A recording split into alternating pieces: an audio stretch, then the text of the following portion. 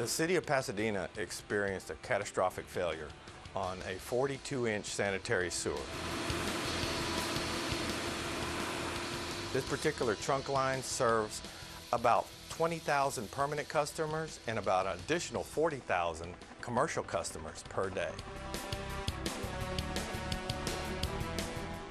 The failure area on Space Center is in between Vista and Spencer.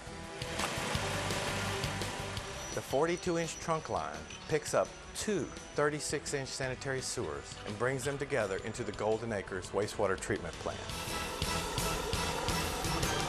This particular utility is one of the largest in Pasadena and well worth the good efforts that Mayor Isbell and the Pasadena City Council have generously helped us with to provide us an emergency repair contract for the 42-inch sanitary sewer and all the needs to rehabilitate the system to make it good for the City of Pasadena for the next 40 years.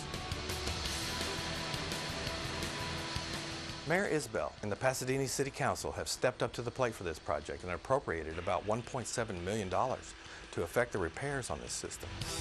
We have the road closed right now, and we need your good judgment to travel around the area safely, and hopefully, if the weather holds up, we'll be able to have the road open around the end of August.